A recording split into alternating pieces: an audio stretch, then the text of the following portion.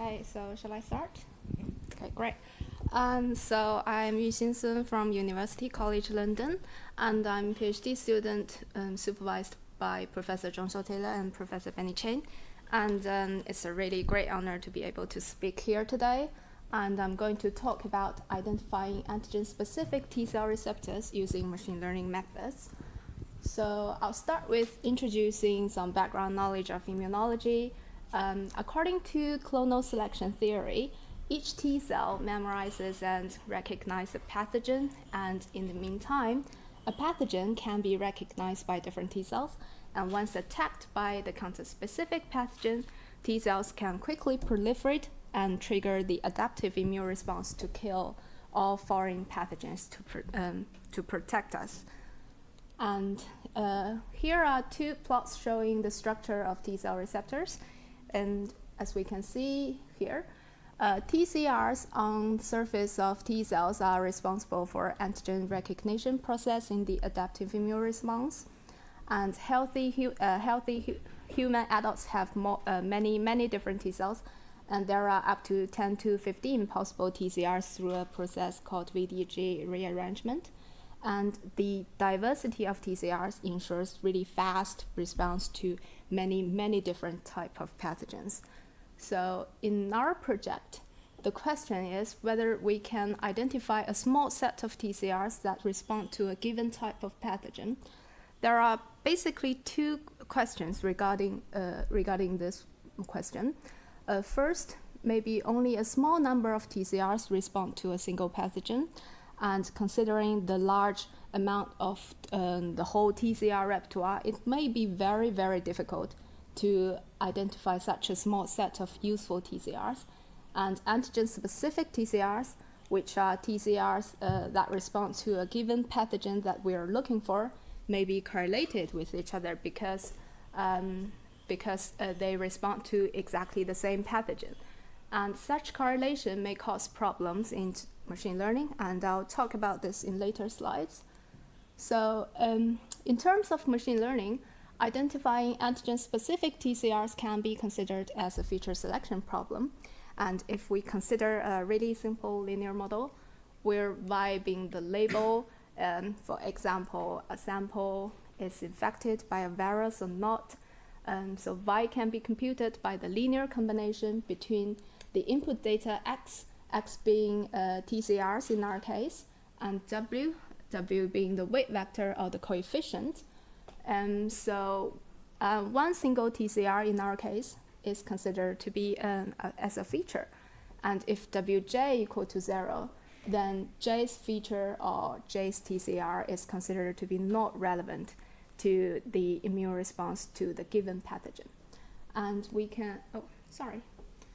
can compute W by solving this optimization problem, where Fw is a loss function that measures the error, and Hw is a regularization term, and lambda here is just a parameter that controls the trade-off between these two. And this is a pretty general form of very classic machine learning approaches. And there are two types of Hw that are commonly used. First is L1 norm, and second is L2 norm. And the difference between L1 and L2 norm is for L1 norm, it usually returns sparse weight, which means many elements in W equal to 0. And for L2 norm, it returns non-sparse weight, which means elements in W just never equal to 0. So we can check the difference between L1 and L2 norm in this plot.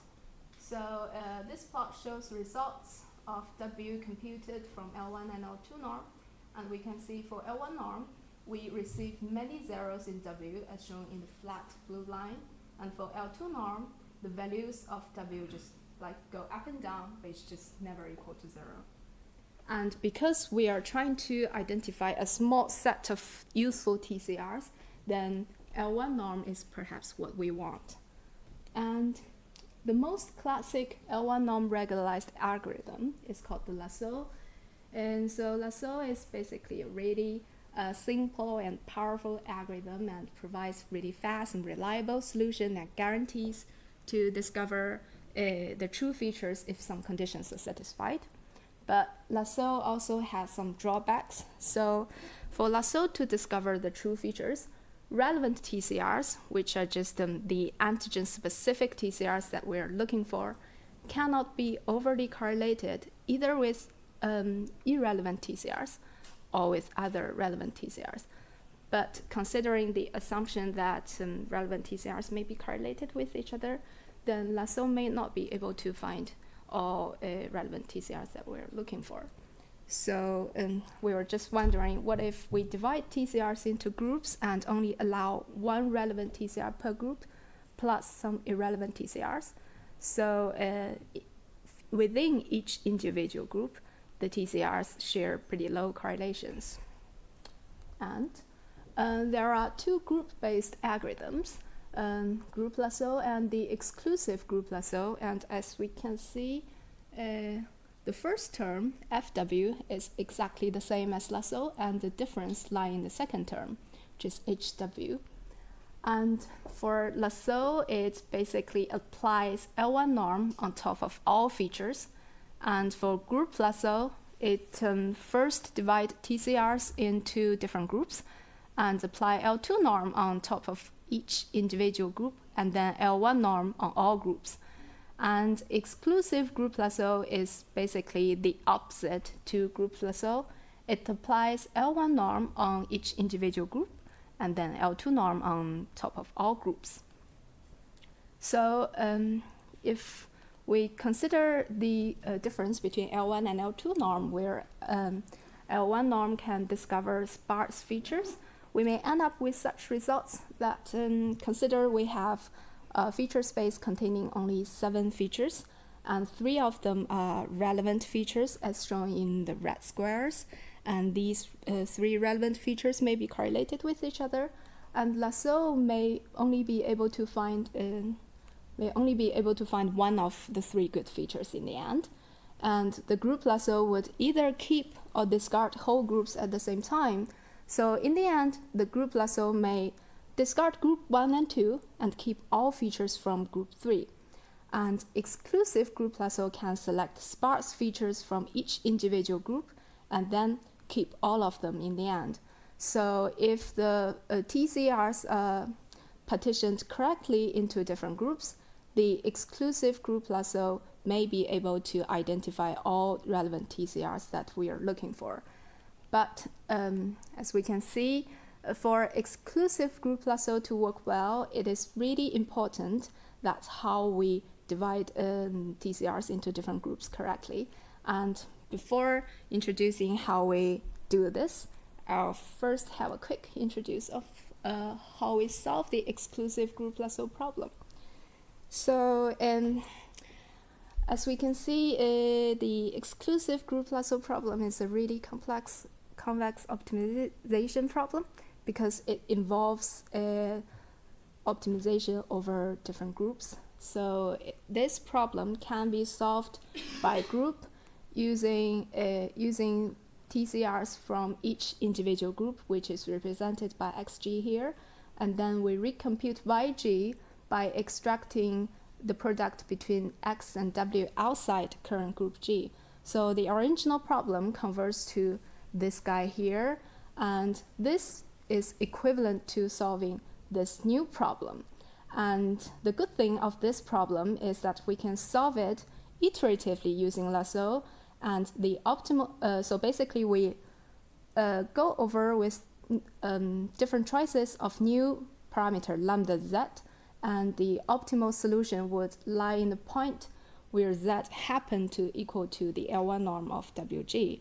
So for this new problem, we don't really need to worry about the original complex problem of exclusive group Lasso.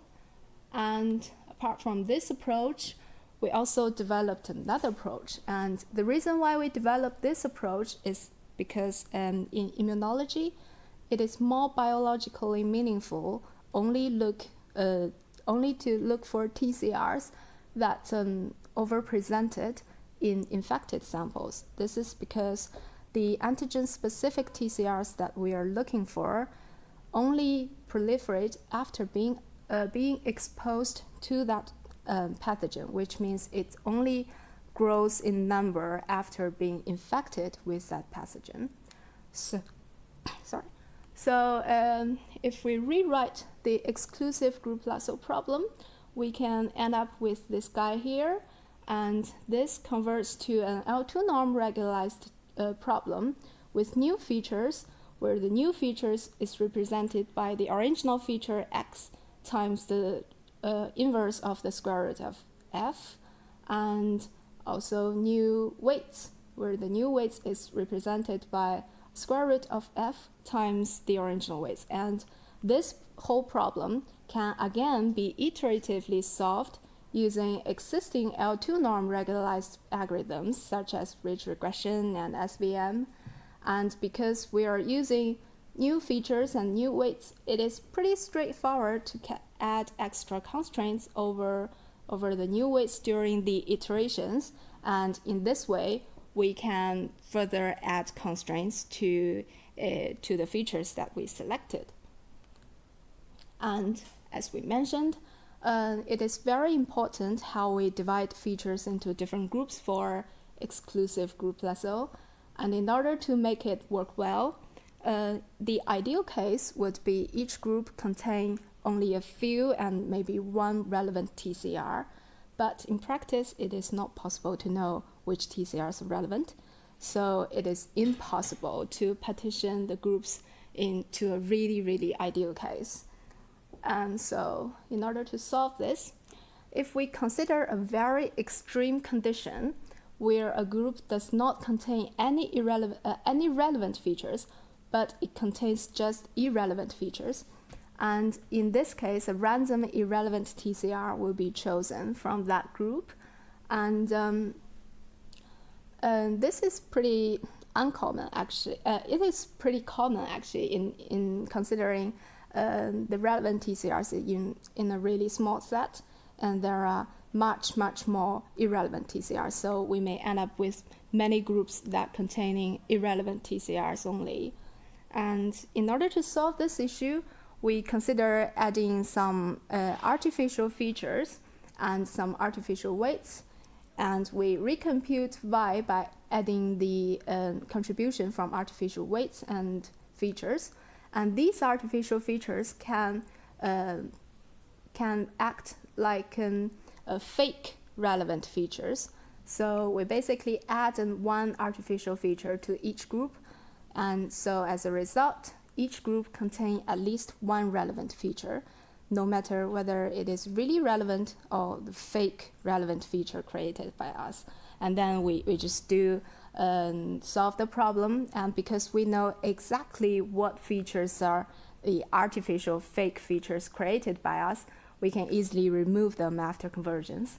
And if we look back to the issue here, if a group contains only irrelevant features, then the artificial feature in that group will get selected instead of a random irrelevant feature. And this will, of course, greatly reduces the false discovery rate.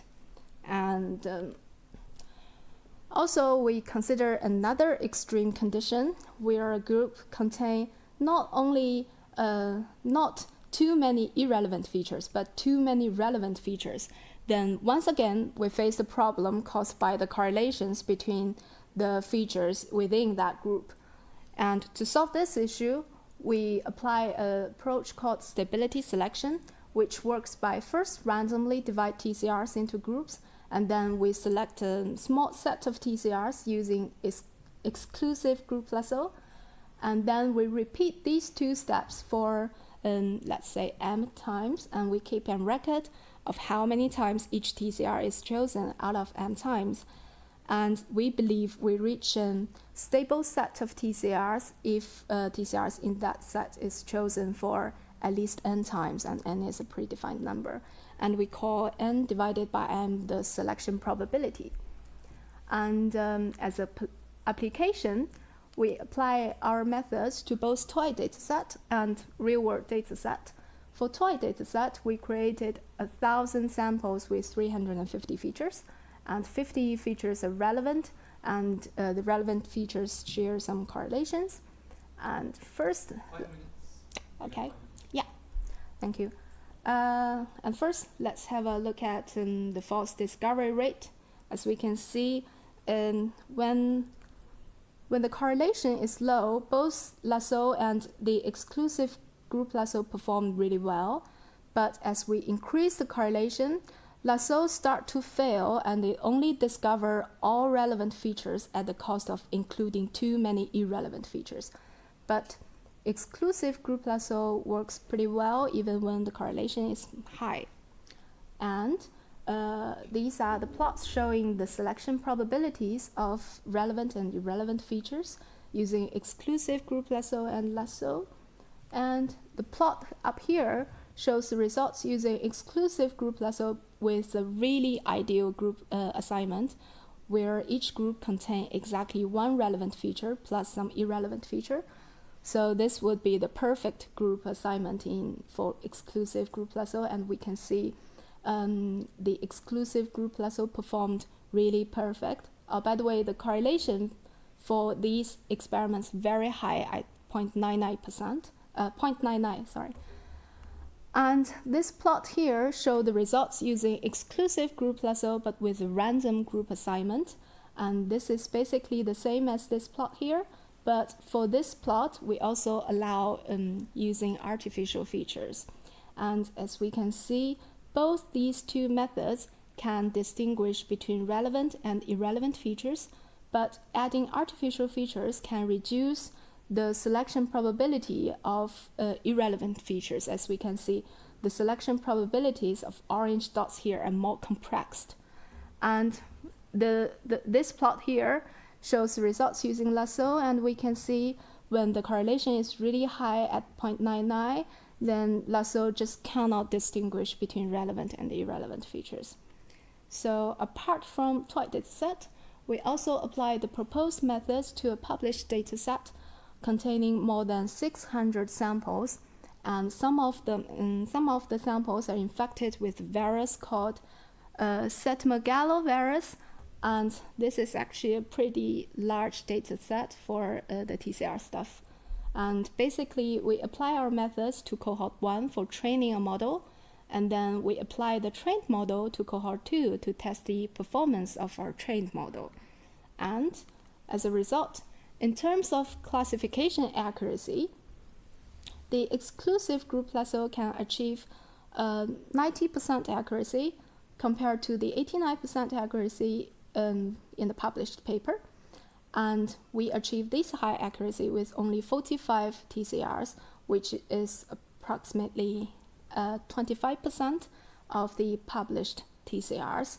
And in terms of computational time, the published results require at least a couple of hours to identify such a set of TCRs, but the exclusive group Lasso can discover it within half an hour.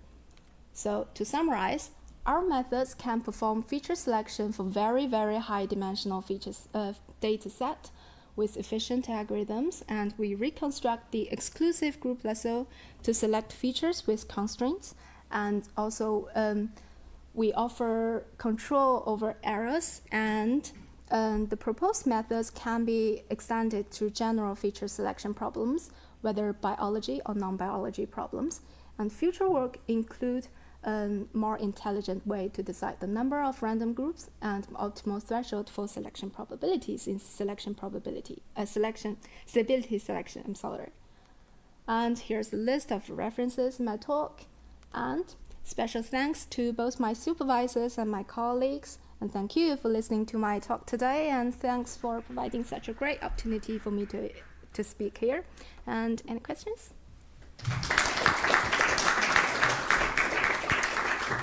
Thank you, Yuxin. So we offer every candidate a 5-minute round of questions in the audience from candidates or from jury members or from whoever wants to ask a question. Yes. So which features did you use? The features we're using is TCR sequences. So it's basically the feature matrix would be, the feature columns in the feature matrix would be one single TCR sequence for each feature. And that's what we use. And the features would be binary occurrences of TCRs. So we record 1 if a single TCR appear in a sample, and 0 if it does not appear. So the entry X that multiplies the W, that entry X is what? Is a concentration? X is a binary feature. Okay, so X is binary then. Yeah. Any other question? From Auke. Thank you for the nice talk. Very, very interesting. Thank you. Just the fact that you postulate this as a linear combination, could there be some nonlinear effects in the problem, or not? Do you know about that? Well, the linear combination is linear combination is just an assumption that we are using a linear model. We can of course assume some nonlinear relationships between X and within X, but the reason why we choose linear model is because it is very easy for interpretation using linear models, because it is really straightforward in linear model where which feature is important and which feature is of no importance. That's why we apply a linear model here. But in the biology, could there be multiplicative effects or something which is nonlinear between features that the two together do something more than single ones? I'm not at all familiar with T cells, but I could imagine that something like that happens. Yeah, that's true. As I have mentioned, the good thing of linear model is it's easy interpretation, and it's also easy to compute. So if we assume nonlinear models, maybe we can achieve a slightly higher accuracy, but I don't think it's really in our problem, not in other problems. In our problem, we have achieved a very good accuracy, so a simple linear model will work. And using nonlinear models may increase the accuracy a bit, but it also may introduce some overfitting stuff. So the model will be too complex for the training data, and it may not generalize well for new data point. But it's very good point for nonlinear models. Okay, thanks. One more question from Actually related to that question, where do you think you lose the 10% accuracy, and what makes your algorithm faster compared to the literature? The reason why we lose the 10% accuracy, first is perhaps because the model needs more training, and second, it really relates to the CMV stuff, because in practice, the status of CMV may actually not be accurate as well. So the figure is not included here. So if we plot the data points, we can see some samples that are infected with CMV virus lie in the samples where they are not infected, which means the data set itself may not be very accurate in terms of CMV status. Yeah. By the way, for the computational time, it is because we are we're using either transformed feature space and transformed weights, or iteratively solve it by Lasso. So these are really fast algorithms, and we can solve it within no time. And for the published paper, they are not using the exclusive group Lasso. So their methods would be using Fisher exact test for each individual TCR. So basically, the loop over like millions of TCRs, and this would greatly increases the computational time, but we can process the whole feature matrix at a single time. So. Let's thank Yuxin once more for a great talk. Thank you.